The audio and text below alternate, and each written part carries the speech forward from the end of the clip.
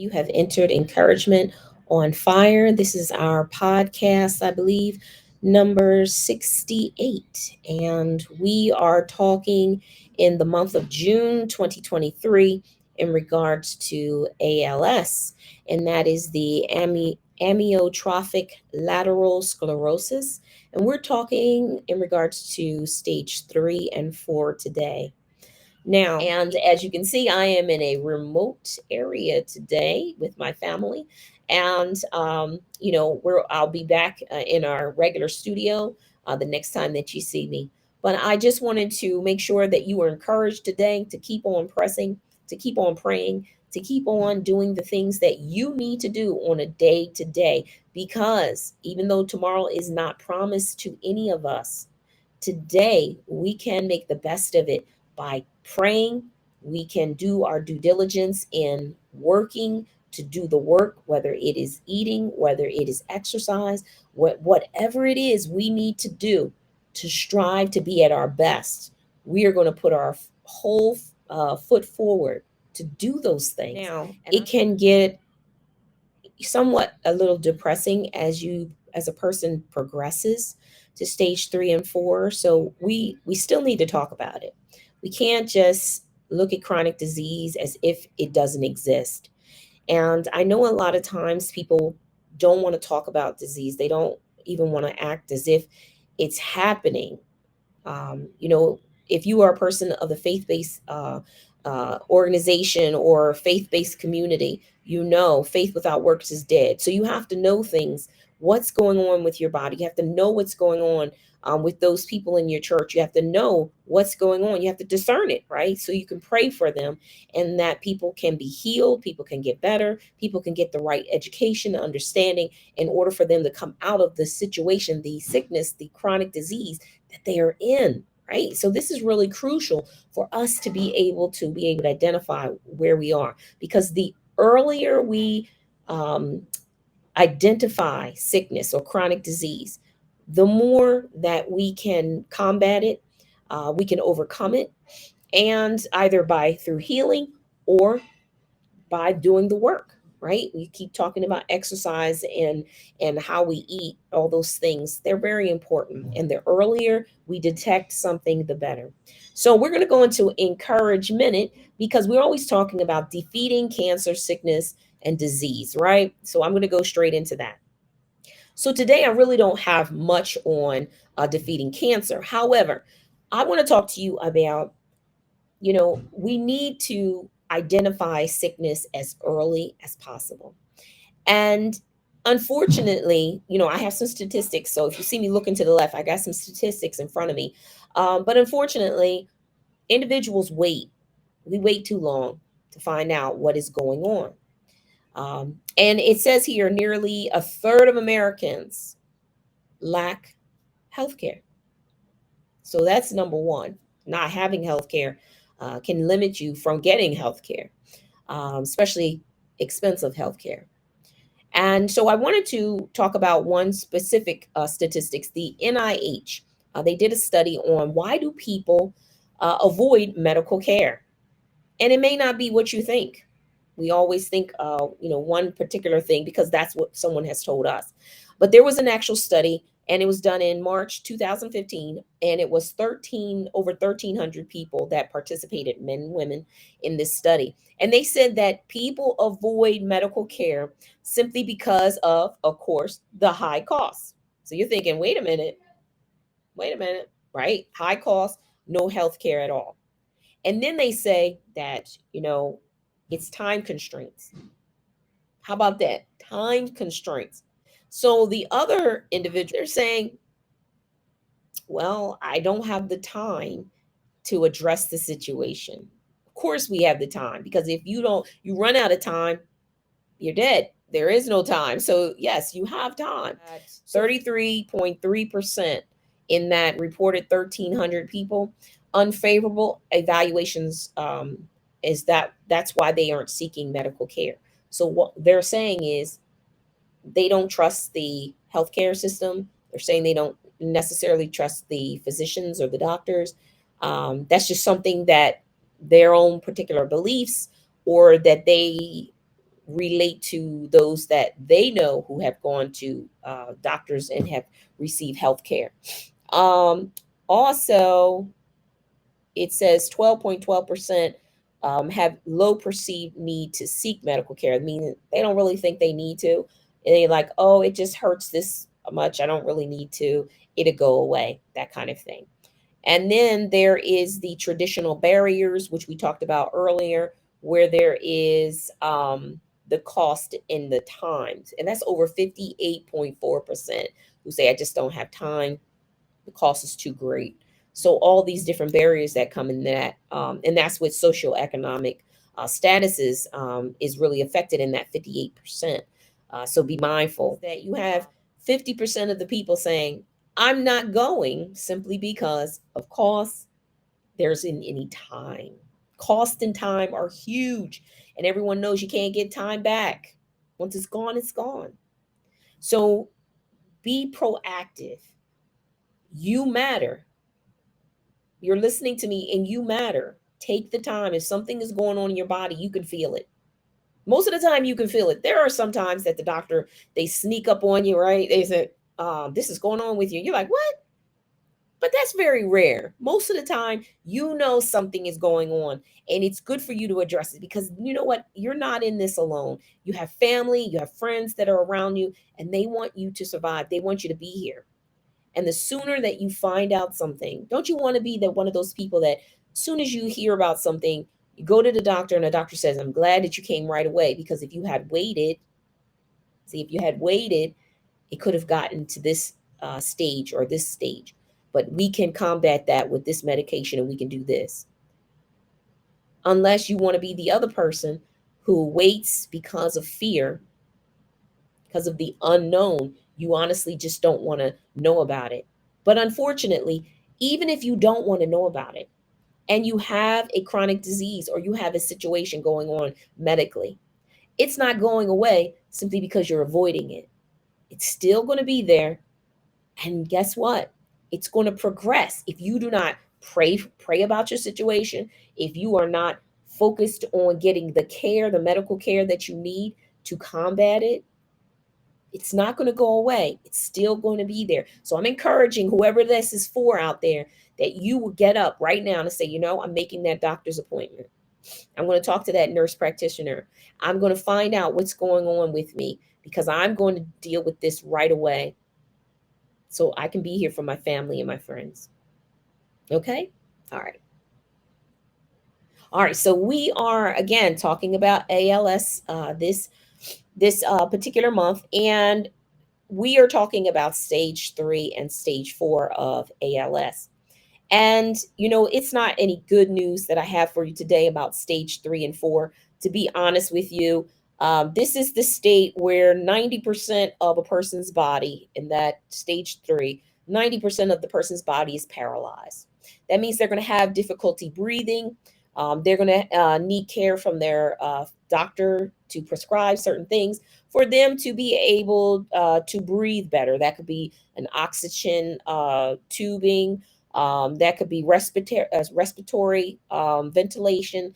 There's a lot of things at this stage. They're really preparing you to understand that the next stage is going to progress pretty quickly, and that's stage 4. And you know, unfortunately, that's when hospice is coming in, stage 4. And they're really trying to provide this person with medical care so then they can be comfortable. Because at this stage, though we continue to pray, though we continue to, you know, bring peace to the situation, you must still be honest and you must think of that person who is going through that process and making sure that they have everything that they need to be comfortable. And like I said, it's unfortunate to get to that stage. We're hopeful that doctors and scientists will come up with more research. So individuals who they are diagnosed in the stage 1 will live longer and healthier lives.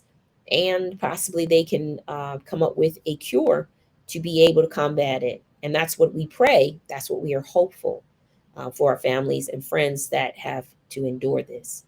But there are some occupations that I wanted to talk to you about in regards to ALS. And the first one is the neurologist. And this is a particular one who diagnose, manage, and they treat disorders and diseases of the brain, the spinal cord, the peripheral nerves, and the primary non-surgical focus. That's what they have. Now, if a person is diagnosed with ALS, they're definitely going to see a neurologist. And this particular person, they have to have 64% have a postdoctorate training, and 29% have a doctorate degree. Their salary is about 224 plus. So with all that training, your salary is definitely going to be in the six figures, because you are needed in order to assist people who are going through the various things or conditions that I just spoke about.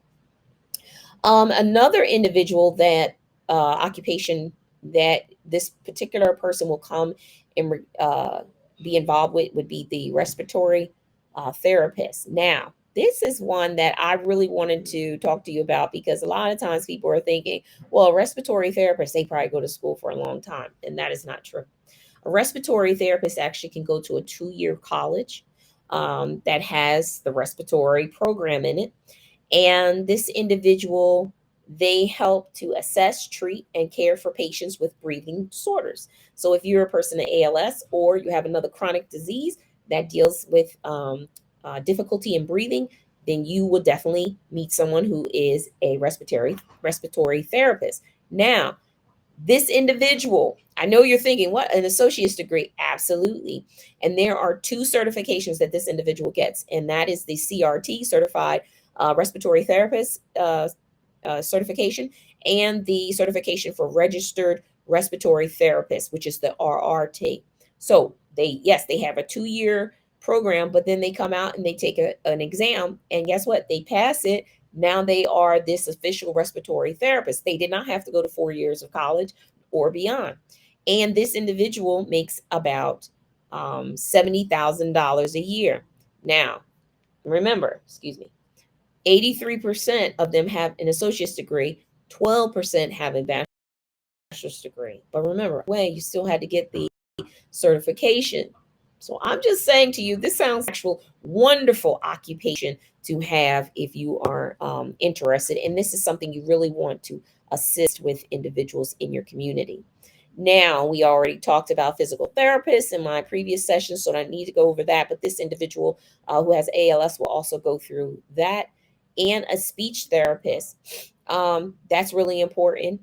Speech therapists, for them to do that, because they're with the trouble that they're going to have with the swallowing, the trouble they're going to have with the muscles in the mouth. That's something that is really going to be important. But I wanted to move to the occupation therapist, because they're going to work hand in hand with the speech therapist. The occupation therapist, now, this individual deals with activities that require fine motor skills like eating and brushing your teeth, which we take for granted every single day. Now, I want you to know that this individual, yes, 86% will have a master's degree, and about 14% will have a bachelor's degree. Now, they make about $85,000 to $93,000 a year. I know you're thinking, what? Exactly. So you did, yes, the master's level, and it's at the bachelor's. Now, keep in mind, if you have a master's, you're probably going to make more. If you have a bachelor's, more close to the 85. It might even be a little less, because I'm talking about a median. Okay. But they're going to help a person with their regular activities, their daily living.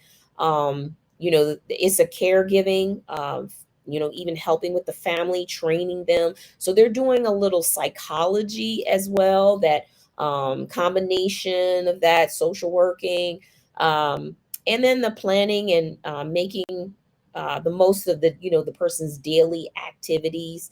That's important. What can that individual do now that they couldn't do before? Because they always want to make sure that they still have a quality of life.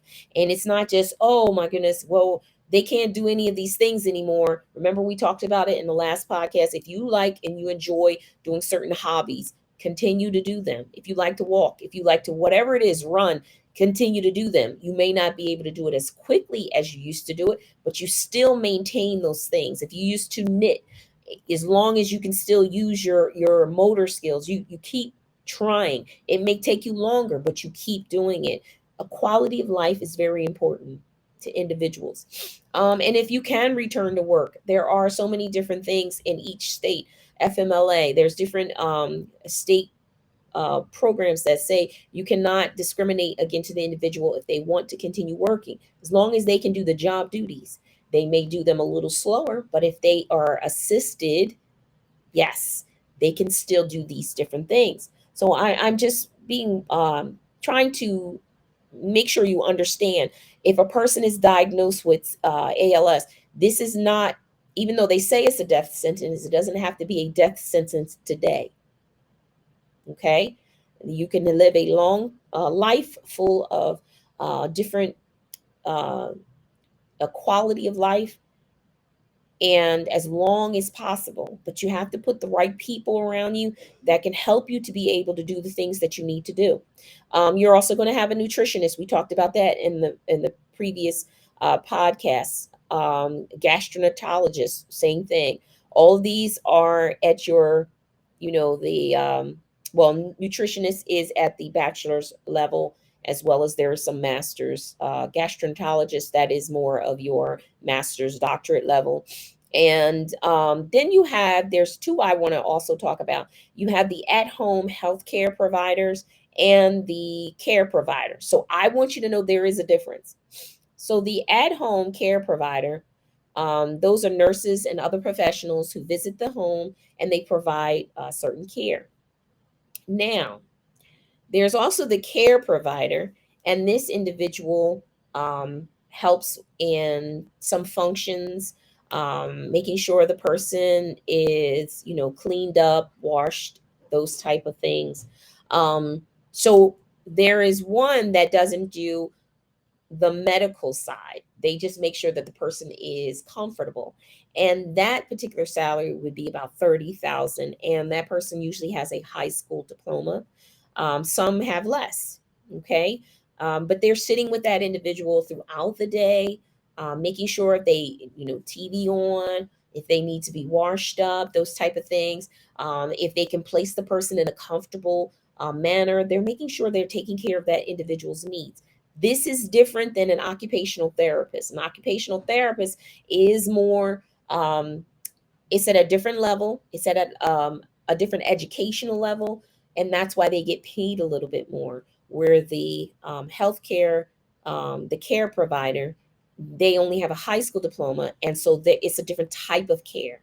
So the more education that you receive, so if you take the care provider, and now we call that a healthcare provider, the amount goes up. So now their education is more at the bachelor's level, which is 50%, or it even some are 36%, but the salary is different. So now your nurses or your nurse practitioners who come out to do the medical side, the those that would do the blood work, or those that would have to give the medications, those type of things, making sure the respiratory is the breathing, blood pressure, all of those different things.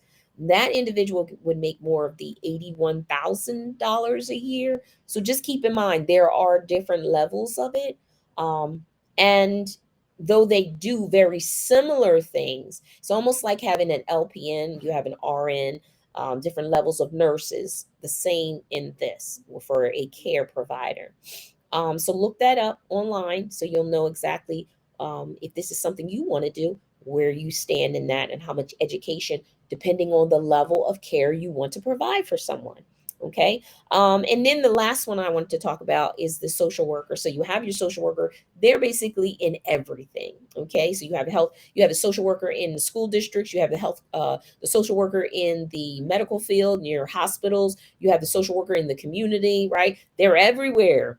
And a social worker is going to be involved in someone who is diagnosed with ALS. Absolutely. Because they are talking with the doctor, and they're making sure, as a community member that you are in your community, they're making sure that you're getting all the needs, your needs are met, right? So you're going to have nurses calling you, you're going to have social workers calling you, because they want to make sure that someone is there to provide you care, right? So there is some care that you're going to get from through your medical insurance, but there's some care that's going to come through direct through the doctor or the healthcare or the hospital, and then maybe some through the community that you qualify for. A social worker is, again, 70% at the master's level, 15% at the bachelor's level, and this individual can make between $60 to $85,000 a year. Now, can you make more? Absolutely. Can you make less? Absolutely. It all depends on how much you want to work, where you end up working. That's really crucial. So you need to know, where do I fit? Where do I want to be? Do I want to be in education? Do I want to be in healthcare? Do I want to be in critical care? Those type of things. All those things matter. So today we were able to talk about ALS, and I hope that you inquired a lot of good information. And I'm encouraging you today, do not give up, because you do not know what is getting ready to happen tomorrow. Just tomorrow, they can have the right cure for your situation, or different medication, or a different herb that can make all the difference in your process. So today, you're going to do everything you possibly can to make the best of your day. I'm Shirley Farrar, and this has been Encouragement on Fire. Have a nice day. Bye bye.